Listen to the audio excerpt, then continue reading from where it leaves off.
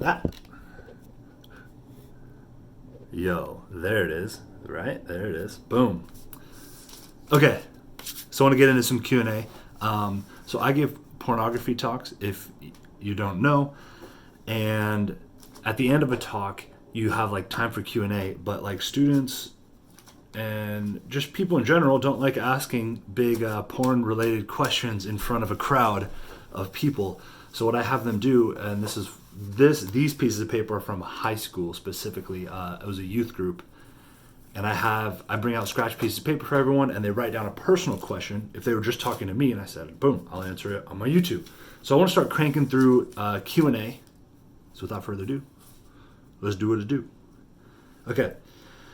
This is from a 12th grader. What are the steps to dealing with temptation when it actually pops up? Okay, so there's several things you can do here. Now these, I just want to preface this, steps in dealing with temptation when it pops up. These are going to be temporary tips.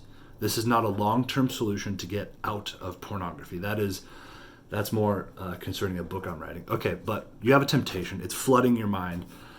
You can't do, all you can do is focus on the temptation. One of the effects dopamine has as it's running through your brain, keeping you in the temptation, one of the effects of the chemical is it helps you focus. So it's really hard to think about other things.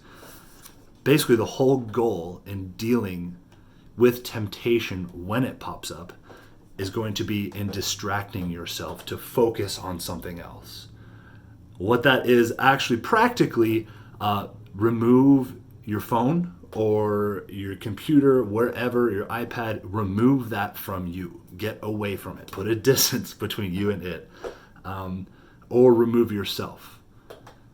Go outside. Literally move. One of the mechanisms in the brain that helps push temptations, so now we're getting into leading right up to the temptation, is when you unconsciously recognize that there is an availability. So it's called now appeal. So just like being home alone, your roommates are gone or your parents leave and you're home alone, you're like, whoa, this is available. And without even thinking, that's when temptations can start to come in. So when it actually pops up, you need to focus on something else. Remove yourself or the device. Go do something else.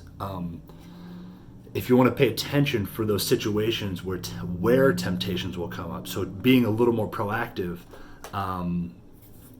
it's HALT is the acronym, HALT. You are stressed out when you are hungry, angry, lonely, and tired. These are times where you are most likely just to resort back to this thing that you find comfort in, and temptations are more likely to come about. Your body is stressed, it's tired, hungry, lonely, whatever, and it's like, oh, I know a good remedy for this. And without even thinking, boom, you start thinking about this. And as you start thinking, the gears start turning, you get more excited, and that's when you start focusing. So remove yourself. Okay, next up is also from a senior. I just read a thing on the internet, which is BS, that said ejaculating 21 times a month reduces the risk of prostate cancer. True or false? Also, how do we tell our friends this is false? Do we use evidence? So this is a thing that it's a statistic that's taken out of context to prove the benefits of ejaculating. So this might surprise you. That is actually technically true. It is not necessarily false. So what that is, God made our bodies beautifully, and there's so much more to it than we understand. When you have sex in marriage, one of the benefits is that holistically your body operates better. When it's with another person and your spirits are operating, there's so many mental mechanisms that are going on that just promote health. Physical mechanisms that promote health also when you're having sex. One of them is reduced chances in prostate cancer. So yeah, our bodies are beautifully designed, but just taking one little aspect of a benefit and saying you should masturbate all the time because of this, I don't.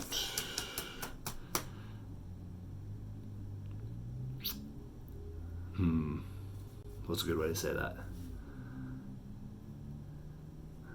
It's like, it's true. I don't like it. I don't support that, I guess.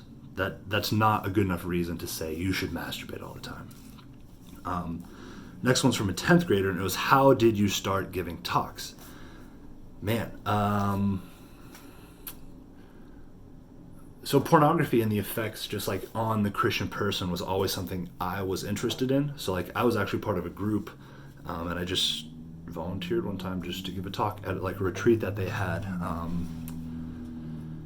I spoke with my mother a couple times.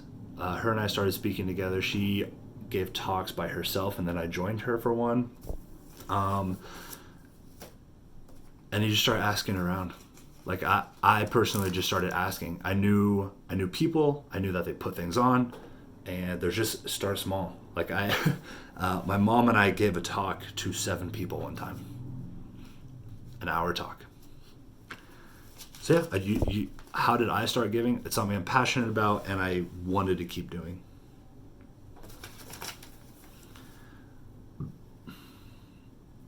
Ooh, this is from a junior. How do you build yourself back up after being bullied? Man. So this is a way bigger problem than what I'm going to give it justice right now, but maybe here's a couple things that might help. I'd say one of the first things, I would challenge you to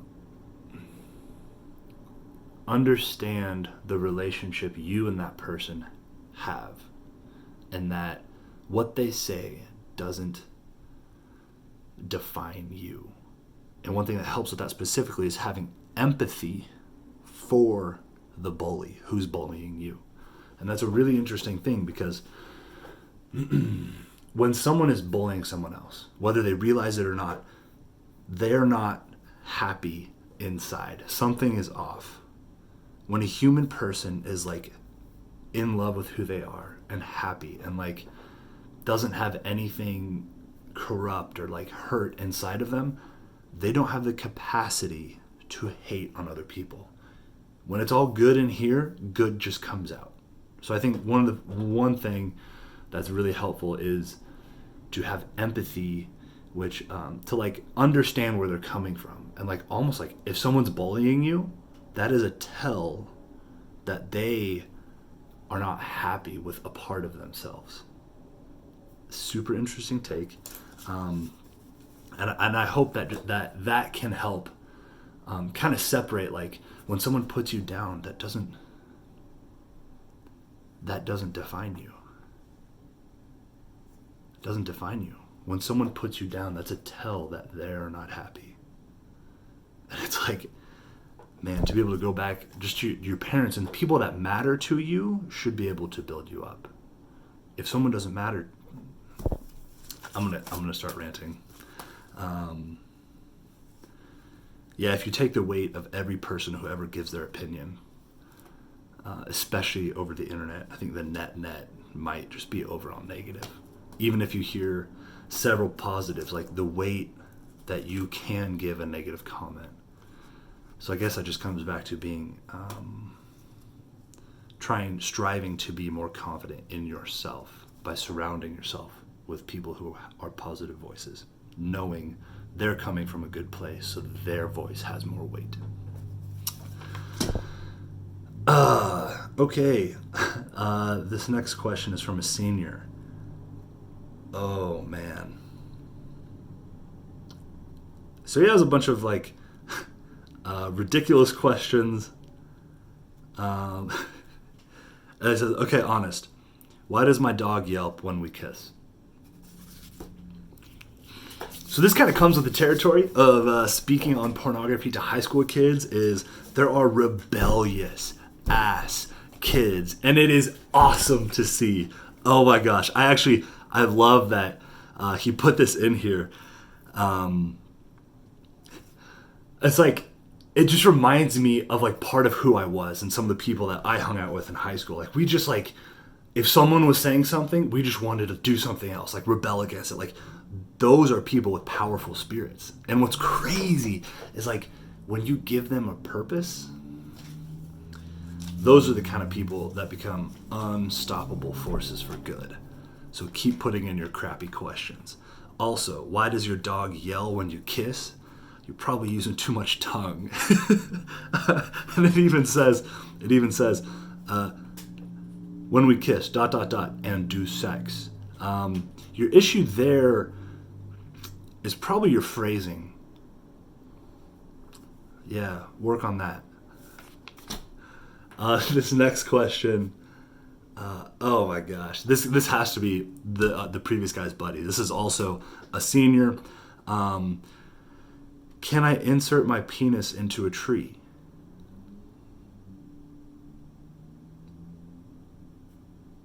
Sure, do whatever. Technically, and this is the engineer inside of me speaking, it's physically possible. Okay, last question for now. How long have I been going? Oh my gosh, time flies. Last question is from a 10th grader. How did pornography affect your dating relationships? This is a juicy question. Okay. So one thing that pornography does is it keeps you chasing. Click, click, click. Next, next, next. You want more and more and more. So what that does in a relationship is it makes people ask the question, like, how far is too far? And I don't really love that question because no matter what I say, if you have like the basis of this chase for pleasure, whatever I say, any base, kissing, using hands at all, literally just holding hands, if I define a line, the nature of my pornography addiction, I would butt right up against that line. I would just go right to it. And what would happen is like my gears are turning and like I'm going to push that line. I'm going to try to. It doesn't always move, but you try to push it a little bit more. And the next time that you're alone or we're alone, you go right back up to that line and see if it'll move anymore. So how did pornography affect my dating relationships? It gradually pushed them further into like a physical realm, and that just distance that started distancing this, like the intimate soulful connections. And I think maybe a response to that is like, yeah, but like the sexual side should reinforce the intimacy. I'm like, yes, it's supposed to. What it did for me, especially in high school, because of the context of pornography, like I was only concerned with the physical, and I started to not give a shit, for lack of better words, about like going to hanging out. I just wanted to make out. I luckily got out of a relationship before I really pushed it too far. But yeah, how did pornography affect my relationship? It kept it very surfacey, and I wanted to push how far that surfacey, like how far the line that you're supposed to stay back, how far that'll go. Yeah, so I hope you like that. What do you think? This was Q&A, the first Q&A. What do you think of the vertical video? Do you like that or not? Let me know down below. Also, if you have any other questions, hit them up in the comments, and I will make sure to address those in videos to come. Goodbye forever.